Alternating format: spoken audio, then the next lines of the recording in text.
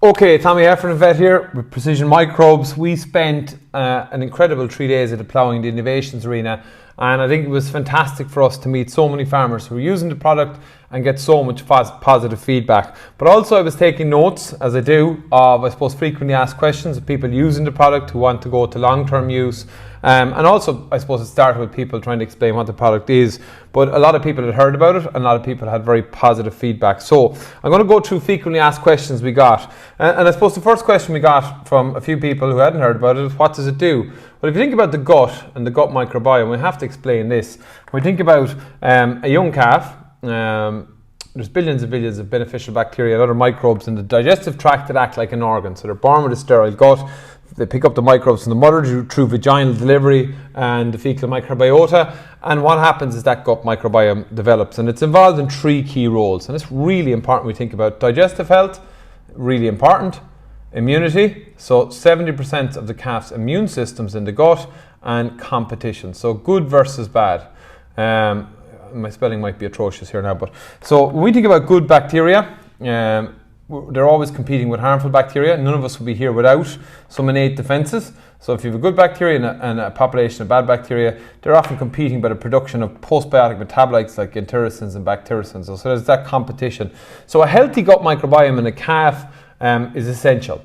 Now, in an ideal world, we wouldn't need any sort of interventions of any shape or form, but obviously, as systems get more intensive and we have a lot of calves arriving on, there's stressors like diet change, environment, space, all those sort of things, and they all impact the gut microbiome. So when we're looking at using probiotics, we're trying to mimic the behavior of these beneficial bacteria and supplementing them. And why are we very different? That's a question about why are we different. I suppose in our liquid we've got the good bacteria in a live dormant state plus all their postbiotics. These postbiotics are actually what the bacteria produce, these metabolites, and that's what acts at cell level. So inside our liquid, we're a pro and postbiotic liquid. We're currently the only one in the marketplace. And traditionally what we would have done with probiotics is they would have been freeze-dried bacteria, meaning that they had to be rehydrated when they're, and go through their log phase and activate until they're actually producing their metabolites. So having the bacteria in that live state with all the postbiotic metabolites is really, really key. And that's why we're seeing speed of action. That's why when we went into the marketplace first, and it was interesting the amount of farmers who came up to me and said they were skeptical. I was skeptical to begin with, but when I was doing the trials consistently, farmers wanted to buy the products. They were talking about speed of action. I gave it a load of vet practices then, and again, speed of action, and they were skeptical. But I truly believe, and certainly after 3 days of the ploughing, these are game changers. We still need to do the basics right. Of course, I understand that I've been preaching that for a long time, but to be involved with something that's organic, that's biological, and that's actually making such a difference on farm is huge for me. So they're game changing when it comes to gut health, and people said that to me when they came up to me. So they're live liquid pro and postbiotics. So the next question was dose rates. If people hadn't used it before, we started with the calves, the gut, what we call gut stabilization. So when you have calves with diarrhea, this is a lot where a lot of people were introduced to the product, where you have damage to the digestive tract at higher dose rates. So 60 mils, it could be twice a day, or if you get in early, particularly with dairy calves and milk, it's 60 mils once a day for 5 to 7 days, or until symptoms resolve. Generally, when you get in early with these products, the earlier you get in, the better the results. The more damage that's going to the gut, the slower the recovery time. But that's where a lot of people started using the products and saw the difference in calves. Now, if you're somebody who's used Precision Microbes for gut recovery and you've seen a difference, then you really need to listen to the rest of what I have to say. And that is the long-term use. So the products were originally designed for going in every day to mimic what the good bacteria were doing there to support better digestive health, feed conversion, support the immune system, and that protection or competition with harmful pathogens. And that's a lower dose rate. So a lot of people are introduced to that. Now a lot more people are going down the preventative, or we'll call it prevention or gut support route, which is lower doses for longer, and that's 30 mils a day from birth. So you can go in with colostrum, and that can go to 0 to 12 weeks. Some people are feeding it right throughout, but most people are feeding it from the kind of early risk period for 0 to 6 weeks. Some are feeding it for a shorter period of time. And that's the everyday use of the product. So you have live bacteria, the probiotic and postbiotics going in there to stabilise the gut long term. And I suppose I did lots of trial work, and that's how I got involved initially. And I was looking at feed conversion efficiency, and I seen some trials, treatments versus controls were 200 grams a day difference down to 40 grams. So it varied farm to farm. And a lot of that varied came from feeding, so how much milk we're being fed, etc. But what is incredibly consistent is appetite and vigor. Okay, people talk about appetite and vigor on calves. Reduced scour incidence, I've seen that massively in trial work, but now it's just hundreds of farmers talking to me about the reduction. Now, not completely eliminating scour, but when calves get scour, even their bounce back. So with the 30 mils a day, you can actually top up calves, give them an extra, if they do get diarrhea, 30 mils as soon as you see any symptoms, and you'll see that quick response, because the gut is part of prime for the product. But they're the things we consistently hear back from farmers, and just calf performance. I suppose one of the questions was, people are using the product or want to be, using other supplements, comparing, contrasting, and it's not about running down any other supplements. I just say, look, if you haven't used the product before, pick a batch of calves, use the product here like this and compare it to what you're normally doing. The worry I have with other supplements is that, maybe what effect will they have on the microbes? The microbes are with the postbiotic liquid. Postbiotics in the liquid are a very complete digestive solution for calves. There shouldn't be the need to feed excess supplements or acidifiers or things like that with our product, because the product is really a complete gut health solution. So, and it varies farm to farm. And again, if people have something that's working, I'm not for changing them, but it's the word of mouth that's going to really, as farmers talking to farmers, is what's really driving a lot of our product usage.